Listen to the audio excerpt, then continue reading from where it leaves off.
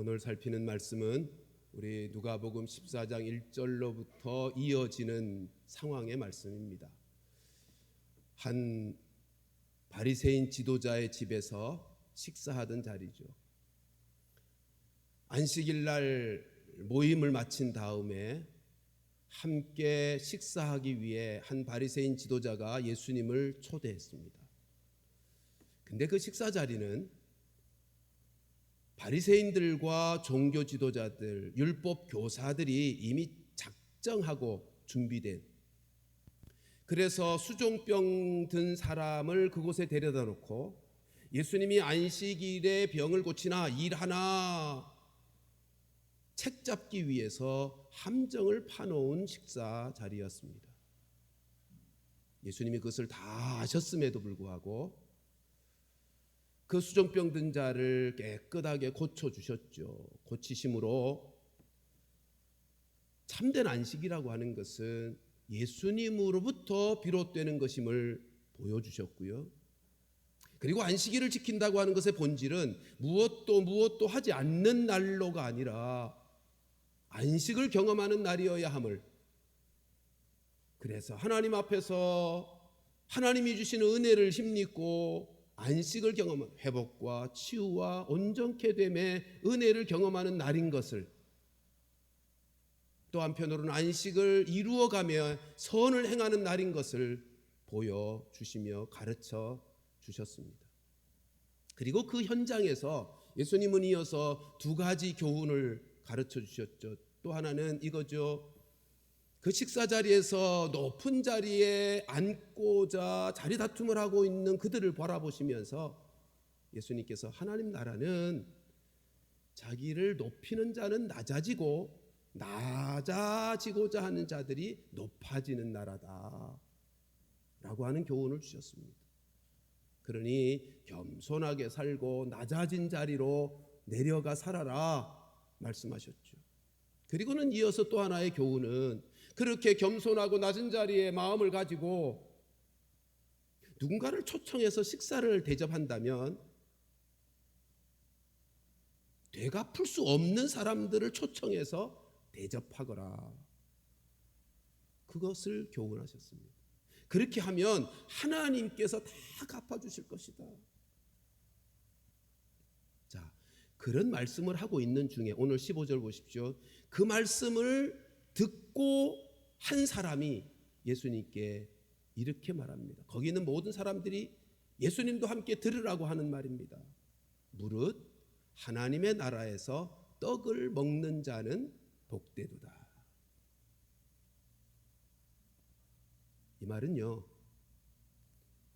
우리 바리새인 된 우리는 하나님 나라에서 하나님과 함께 떡을 먹는 사람인 것을 전제하면서 하는 말입니다. 그러니까 우리가 복되다는 거죠. 자기들이 복되다는 거죠. 이 말은요, 예수님의 말씀을 듣고 들으면서 마음이 불쾌해서, 마음이 불만이 가득해서 예수님의 말씀을 반박하기 위해 하고 있는 말입니다.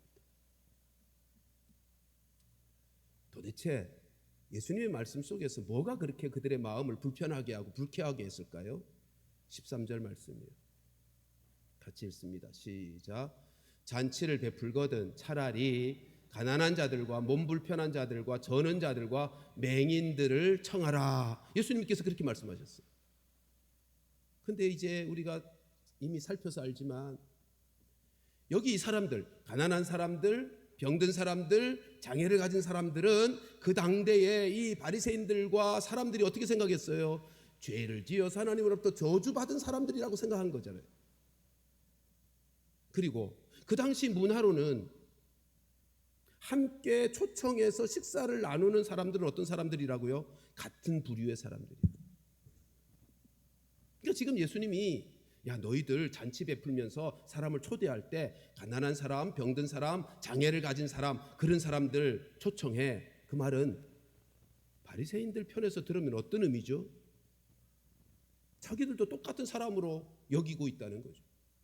아니, 우리도 죄지어서 하나님으로부터 저주받은 사람으로 여기고 있는 거야? 라고 생각하며 예수님의 말씀을 지금 듣고 있는 거예요. 그래서 지금 하는 말입니다. 우린 하나님 나라에서 하나님과 더불어 떡을 먹는 복 있는 사람들이다. 여러분, 어떻게 이런 예수님의 말씀을 이렇게도 못 알아듣는 거죠? 바리새인들과 그 종교 지도자들은 예수님이 저들을 일깨우기 위해서 가르치는 말씀을 주고 계시는데 왜 이렇게도 못 알아듣는 거예요? 자기 생각과 자기 주관을 내려놓지 못하고 반응이 변하질 않아요. 왜 그런 거예요? 마치 색안경 쓰고 세상을 보는 사람과 똑같다는 생각이 들어요. 아마 여기 계신 분들 대부분 어릴 적에 그런 경험 다 하셨을 거예요. 셀로판지, 색깔 있는 셀로판지를 수수깡에다가 붙여서 안경을 만들어 써봤던 경험들 다 있죠. 노란 셀로판지를 붙인 안경을 쓰면 세상이 온통 노랗게 보이죠. 붉은 셀로판지를 붙인 색안경을 끼면 세상이 온통 붉게 보이는 거죠. 이 바리새인들과 종교 지도자들이 자아라고 하는 색안경을 끄고 지금 예수님을 바라보면서 예수님을 의심하고 불신하고 보고 있는 거예요.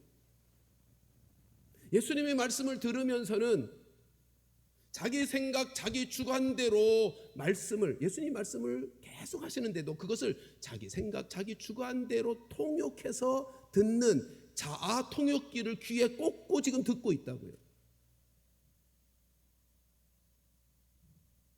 그러니까 안 변하는 거예요.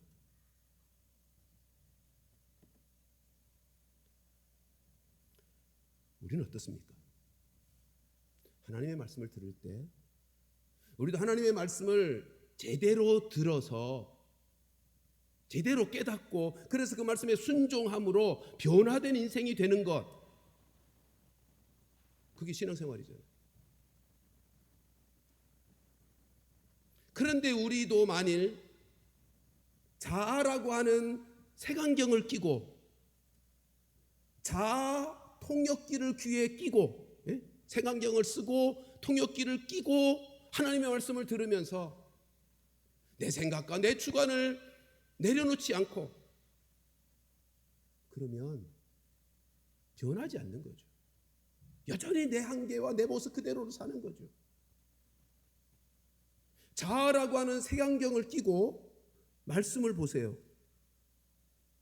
그렇게 되면 어떻게 되죠? 내가 보고 싶은 대로만 성경을 보는 거예요.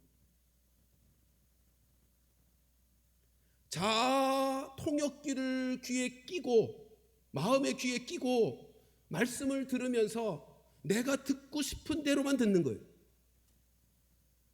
말씀을 들을 때 그대로 순전하게 듣지 않고 내가 통역하고 내가 번역해서 내가 해석해서 그냥 내 방식대로 말씀을 들으면 여러분 10년 교회 다니고 20년 교회 다녀도 변하지 않는 거예요.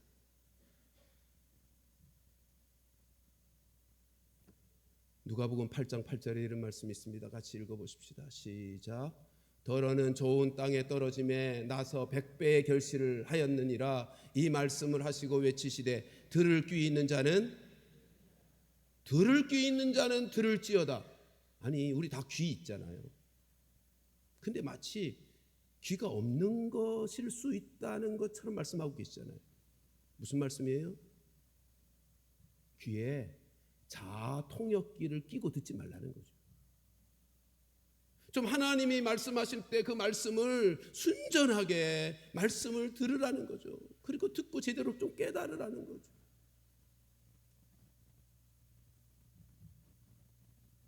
마태복음 13장 16절에 이런 말씀이 있습니다. 같이 읽어보십시다. 시작. 그러나 너희 눈은 봄으로 너희 귀는 들음으로 복이 있도다. 예, 우리가 눈이 있어요. 보고 산다고요. 근데 여전히 색안경을 끼고 보면 내 생각, 내 주관, 내 경험 대로 성경을 보고 싶은 대로 보는 거예요.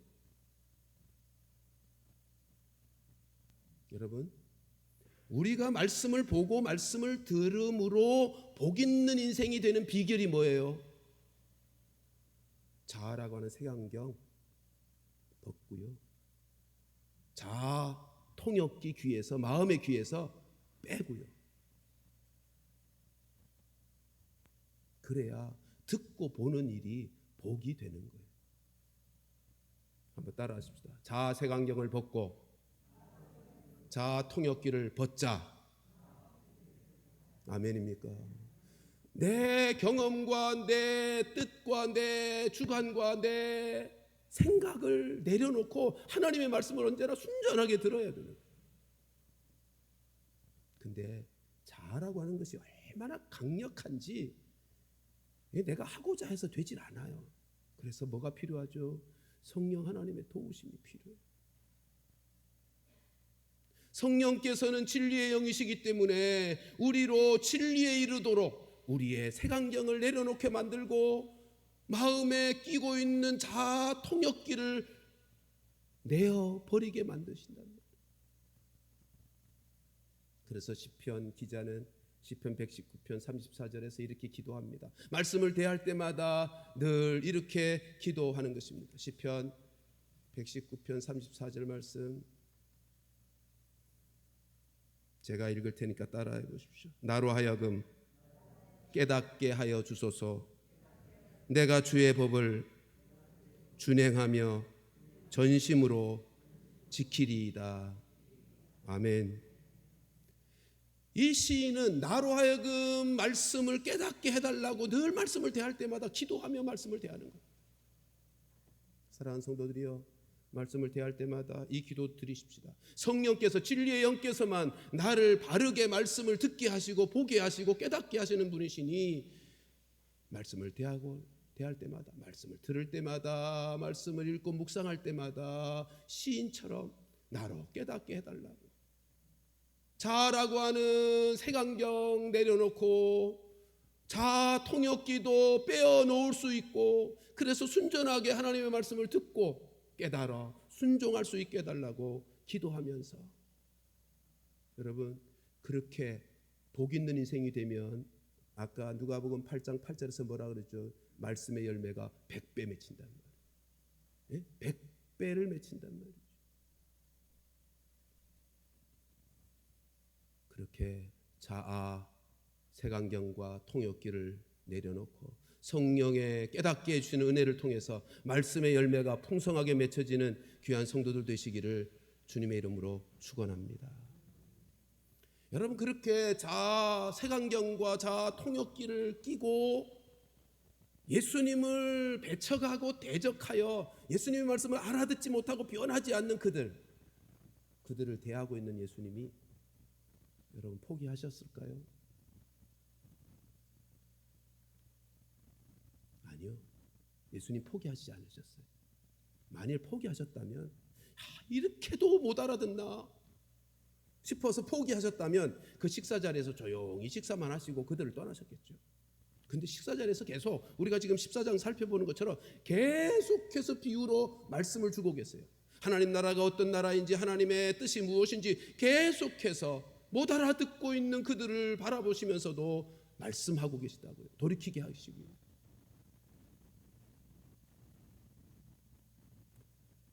여러분 우리는 여기서 사람을 대하는 원리, 사람을 대하는 태도를 하나 배우게 됩니다.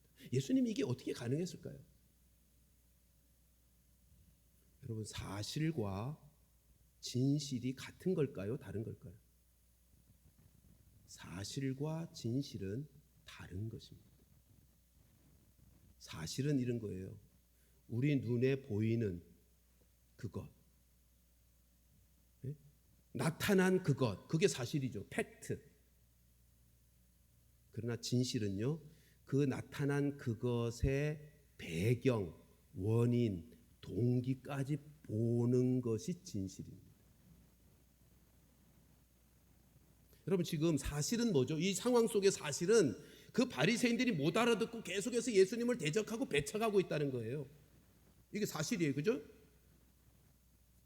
그럼 진실은 뭐예요? 예수님은요 사람을 대할 때 사실만 보고 대하지 않았다고요. 사실만 보고 대했다면 식사만 하고 그냥 자리 뜨시는 거예요. 근데 사실만 보시지 않고 진실을 보셨어요. 진실이 뭐죠? 왜 그들이 그렇게 행동하는 거죠? 그 배후에 사탄이 역사하고 있다는 걸 아시는 거예요. 사탄 마귀가 그들로 색안경을 끼게 만들고 자아 통역기를 발동하게 만들어서 주님이 뭐라고 말씀하시더라도 못 알아듣게, 못 보도록 만들고 있는 거예요. 그러니까 예수님이 그들을 긍휼히 여기시는 거죠. 사실만 보면 이런 못된 사람들 그리고 내칠 수 있는데 그 사실 배경에는 사탄이 역사하고 있다는 진실까지를 예수님께서 보고 계시니까 긍휼히 여기시죠. 여러분, 우리도 여기서 우리가 사람들을 대할 때 어떻게 대해야 되는지의 원리를, 그 태도를 배우게 되는 것입니다. 대부분 사람들이요, 겉으로 드러난 사실만 바라보고 그것이 전부인 줄 알고 판단하고 행동합니다. 그래서 사람들에게 상처 주는 거예요. 여러분, 우리가 상대방이 왜 그런 말을 하는지, 왜 그런 행동을 지금 하고 있는지 원인을 잘 모르잖아요. 겉에 드러난 것만 보고 판단하고 행동하고 해석하고 내가 거기다가 내 감정까지 덧붙여버리면 바로 상대방에게 상처를 주고 아프게 만들게 되고 마는 거예요. 아니요, 우리는 사람을 상대할 때 사실만 보지 말고 진실까지 볼 수 있는 데까지 가야 되는 거예요. 저 사람 왜 저렇게 말했을까? 저분은 왜 저렇게 행동할까? 여러분, 진실까지 보려면 어떻게 해야 될까요? 예수님의 마음을 품어야 가능해요. 예수님의 마음을 품어야 가능한 거예요. 우리 주님이 그런 분이시란 말이죠. 우리 주님은 겉으로는 사실만 보고 사람을 대하시지 않고요. 그러니까 우리를 대하실 때도 그래요. 우리가 얼마나 연약한지를 너무 잘 아시는 거예요. 우리가 실수하고 넘어지고 실패할지라도 우리 주님은 왜 그렇게 하고 있는지, 왜 그렇게 넘어졌는지 주님이 진실까지 보시고 우리를 긍휼히 여기시는 거예요. 그래서 우리를 포기하지 않으시는 분이에요. 사랑하는 성도들이요, 우리도 그 예수님을 따라 살아가는 것이 신앙생활인데, 우리도 사실만, 사람을 대할 때 사실만 보고 행동하는, 반응하는 게 아니고 진실까지 내다보는, 주님의 마음을 품고 진실까지 내다보면서 사람들을 살리고 세우는 일에 우리 모두가 쓰임받게 되기를 주님의 이름으로 축원합니다. 그렇게 진실까지 내다보시며 안타까워서 계속해서 저들에게 말씀하시는 비유의 말씀이 어떤 내용인지 우리 16절부터 20절까지 저와 함께 다시 한번 한 절씩 나눠서 읽어보십시다. 이르시되 어떤 사람이 큰 잔치를 베풀고 많은 사람을 청하였더니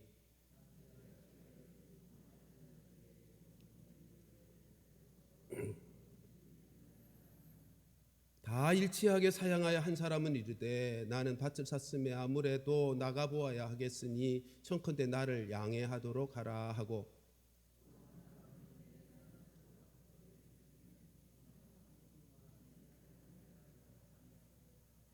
또 한 사람은 이르되 나는 장가 들었으니 그러므로 가지 못하겠노라 하는지라. 여러분, 지금 이 비유는요, 잔치를 벌이신 분은 하나님이세요. 비유니까 잔치를 벌인 주인은 하나님이세요. 그리고 보내진 종은 예수님이세요. 자, 그런데 당신은 어떤 문화가 있었냐면 잔치를 벌일 때 두 번에 걸쳐서 초청을 합니다. 한 번은 우리가 언제 어디서 잔치를 벌일 것입니다, 오십시오. 그러면 그쪽에서 그 초청을 받고 예 가겠습니다 약속을 하죠. 그리고는 이제 잔치가 다 준비되면 다시 종을 보내어 오십시오, 모든 것이 준비되었습니다 라고 모시고 오는 것입니다. 자, 그런데 오늘 본문에 그래서 준비가 다 돼서 오기로 약속한 사람들을 초청하는 거예요. 오늘 본문이 이렇게 되죠. 어떤 사람이 큰 잔치를 벌여서 많은 사람들을 초청했어요. 그런데 그 반응들이 어떻죠? 세 부류로 표현하고 있는데 한결같이 못 오겠다는 거예요.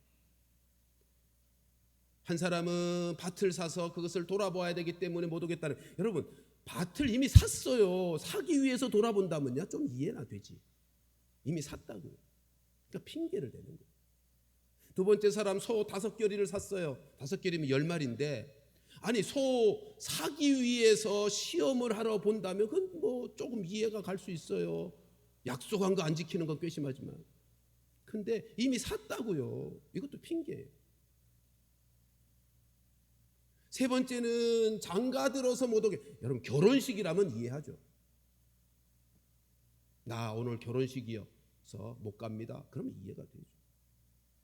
근데요, 특별히 이 20절 말씀의 원문을 보면, 오늘 우리 번역도 그것을 보여주고 있지만 20절 말씀은 강력하게 못 가겠다고 강력한 의지의 표현입니다. 그러므로 가지 못하겠노라.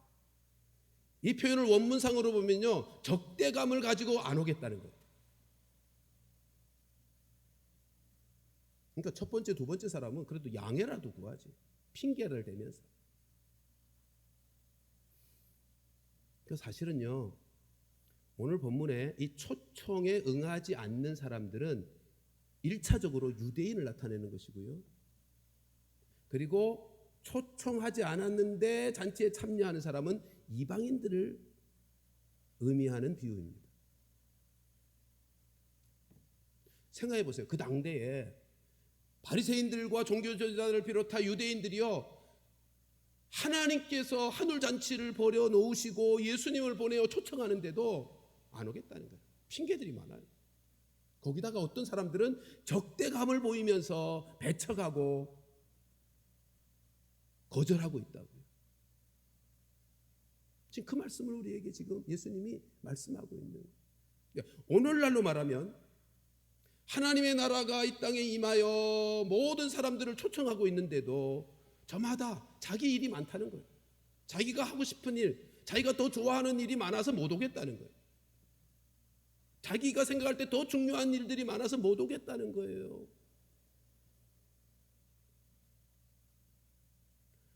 그래서 주인이 어떻게 되죠? 노하게 됩니다.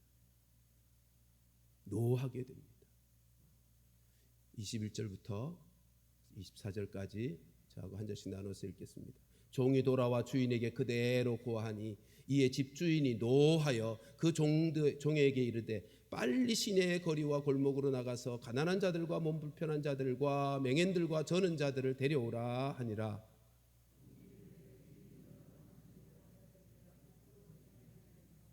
주인이 종에게 이르되 길과 산 울타리로 가로 나아가서 사람을 강권하여 데려다가 내 집을 채우라.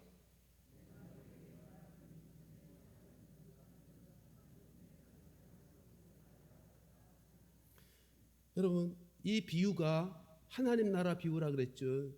주인은 하나님이시고 종은 예수님이요. 이 주인이 노했어요. 왜요? 당연하지 않겠어요? 그때나 이때나 초청을 받았어요. 간다고 약속까지 했어요. 근데 안 온다. 그러면 초청한 주인을 욕되게 하는 거 아니에요? 그건 예의가 아니잖아요. 거기다가 이 당시의 문화로는요, 그렇게 행동하는 것은 초청한 주인을 모독하는 행위였습니다. 오늘날이야 바빠서 못 오나 보다 그럴 수 있지만, 이 당시 유대의 문화로서는 초청에 응하여 가기로 약속했다가 안 가는 것은 그 주인을 모독하는 행위라고요. 명예를 실추시키는 사건이라고요.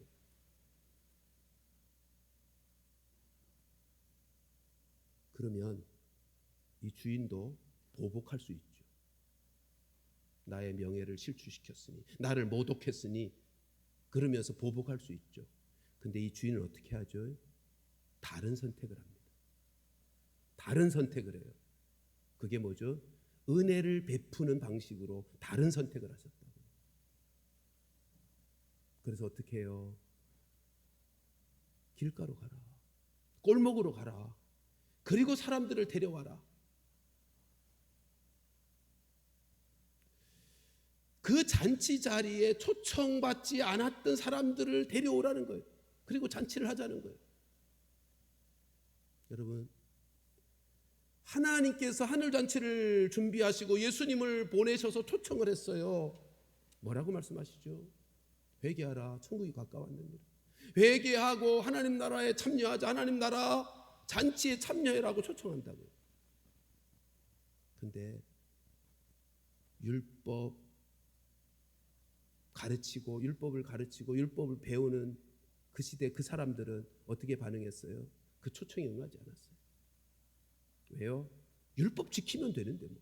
율법 지키면 구원받는데, 천국 가는데. 그리고 우리가 철저하게 율법 지키고 있는데 뭐. 근데 예수님이 하신 말씀은 뭐예요? 아니다. 율법 몰라도, 율법을 못 배웠어도, 여러분 그 당대에는요, 천민들은, 그때 사회적 신분이 있던 시대잖아요. 천민들은 회당에 올 수도 없었어요. 그러니까 율법을 배울 기회조차가 없었다고요. 그리고 세리나 창기들은 회당에 올 수가 없어서 율법을 못 배웠죠. 근데 예수님이 하시는 하나님 나라 잔치에 참여하는 방식은 뭐예요? 회개만 하면 온다는 거죠. 그러니까 전혀 다르게 초청하고 계신 거예요. 여러분, 이 잔치, 한올 잔치에 참여한 사람들이 어떤 사람인지를 생각해 보십시오. 어떤 사람들이죠? 초청받지 않았던 사람들이.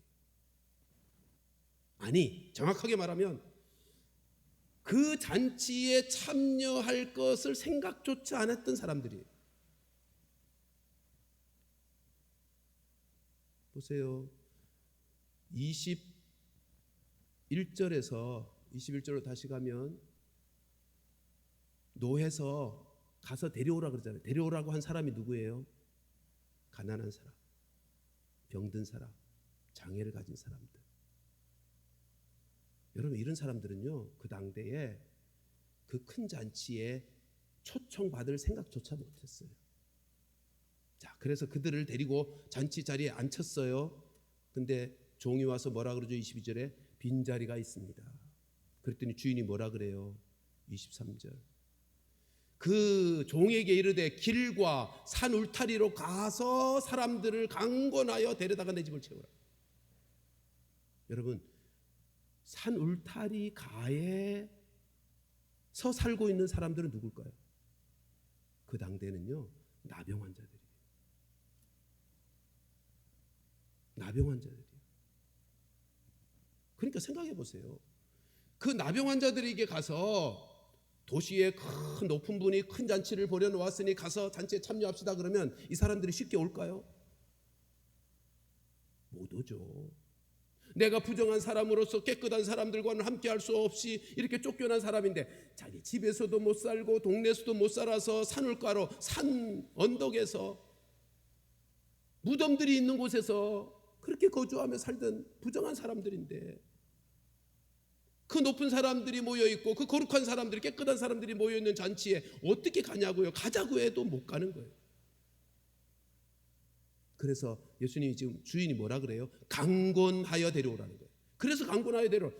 오라고 해도 올 생각을 못하는 사람들이니까 억지로라도 끌고 오라는 거예요.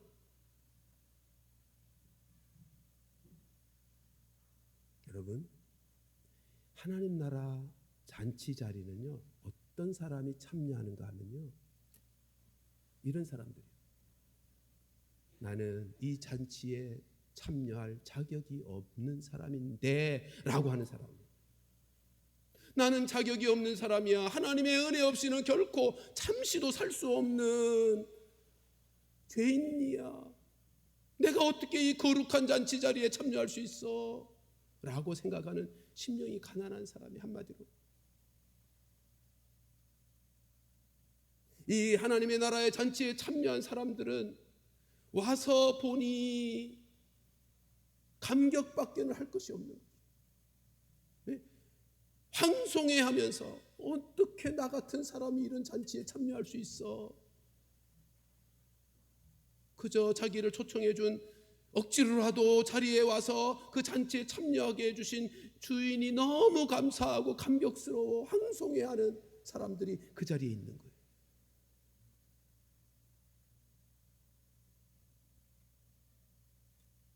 나는 죄인이어서 자격이 없어. 구원받을 자격, 하나님 나라에 들어갈 자격이 없는 인생이야. 나처럼 더러운 사람이 어떻게 하나님 나라 갈 수 있어? 라고 생각하여 하나님이 특별하신 은혜로 끌고 억지로라도 강권해서 그 자리에 앉히지 않으면 올 수 없다고 생각하는 사람들만이 거기에 와 있는 거예요. 오늘 이 자리에 앉아 계신 분들 모두도 나는 하나님 나라에 충분히 자격이 있지, 나는 자격이 있어서 이 자리에 와 있는 거야 라고 생각하는 분은 한 사람도 없을 것입니다. 우리가 이 자리에 앉아 있는 것은 한량없는 하나님의 은혜, 측량할 수 없는, 갚을 수 없는 하나님의 은혜, 아니 상상조차 할 수 없는 하나님의 은혜를 힘입었기에 이 자리에 앉아 있는 것입니다. 아멘입니까? 우리가 그렇게 그 은혜를 입고 이 자리에 나와 앉아 있는 것. 아울러 나보다 먼저 믿는, 예수를 믿은 그 사람, 그 누군가가 나를 이 자리로 끌려다가 앉혀 놓았기에 와서 보니 얼마나 감격스러운 자리인지, 나 같은 거 죄 용서해 주시는 하나님의 은혜를 맛보게 되고, 하늘잔치 그 진리의 말씀으로 나를 온전케 가시는 은혜를 힘입게 하는 그 기쁨을 누리면서 늘 감사하고 감격해하는 은혜를 경험하고 있는 거죠.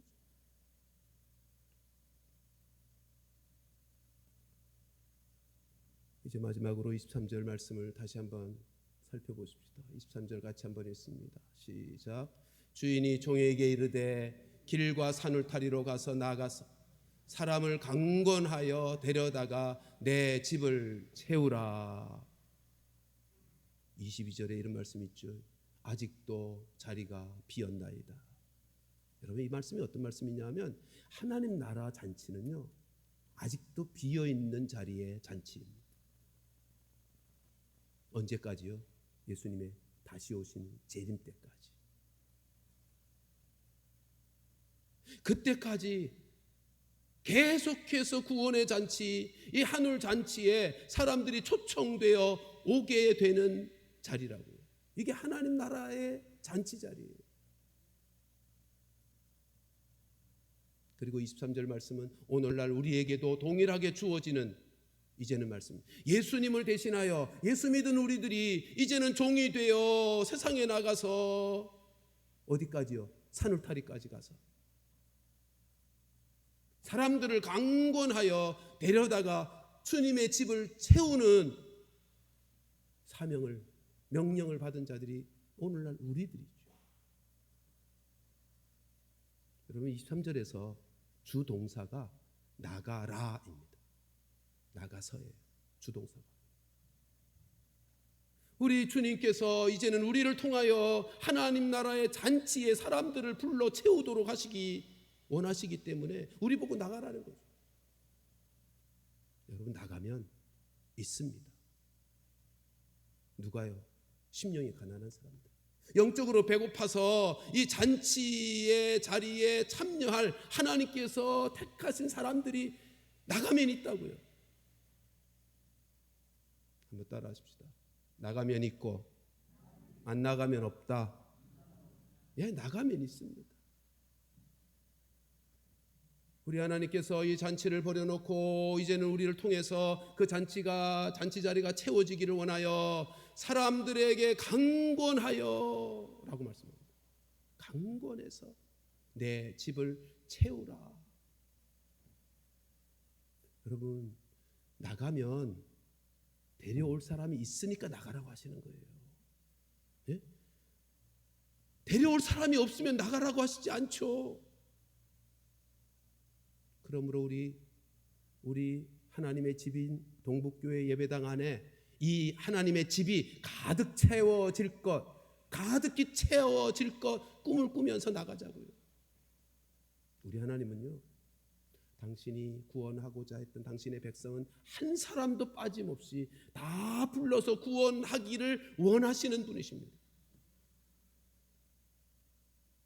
코로나 상황 때문에 대면 예배를 드리지 못한 기간이 2년이 훨씬 넘어가고 있죠. 이제 이 자리 채워야죠. 네? 이제 5월 첫 주부터는 거리 두기 다 해제됐고요. 예배당에서 예배드리는 인원 제한 다 해제됐어요. 우리가 코로나가 오기 전에 1, 2부 예배 320여 명이 모였었거든요. 지난주에 1, 2부 예배 통계가 192명이었습니다. 아직 3분의 2가 채 못 되는 거죠. 사랑하는 성도들이요, 우리 순장님들도 그렇고 순원들도 그렇고 전도 회원들도 그렇고 또 돌아보시고 여러분 그분들부터 이 자리를 채워야죠. 네? 이제는 다 해제되었으니 그분들로부터도 다 모시고 와서 권면해서 그분들은 강권까지 안 해도 돼요. 그렇잖아요. 우리 교인들인데 그렇게 우리가 채우고 아울러 아직까지 우리가 나가기만 하면 심령이 가난하고 영혼이 배고파서 이 잔치에 참여하게 준비된 영혼들이 있을 것이니 나가서 저들에게 주님의 복음, 하나님 나라의 잔치로 초대함으로 우리가 하나님의 잔치 자리를 채워가는 일에 쓰임받는 그런 인생들, 그런 복된 성도들. 오늘 두 가지를 말씀드립니다. 우리가 하나님 앞에 나와서 예배드릴 때마다, 하나님을 만날 때마다 나 같은 죄인, 자격 없는데 구원하신 은혜에 늘 감사하고 감격 속에서 주님을 만나는, 그래야 우리의 구원이 더 온전하게 이루어져 갈 것이고요. 아울러 나가서 사람들을 강권하여 내 집을 채우라는 이 명령이 나에게 주신 명령인 줄 알고 예수 생명 가지고 나가서 저들을 주님 앞으로 인도하여 구원의 역사도 이루어가며 우리 모두가 쓰임받게 되기를 주님의 이름으로 축원합니다. 기도하십시오.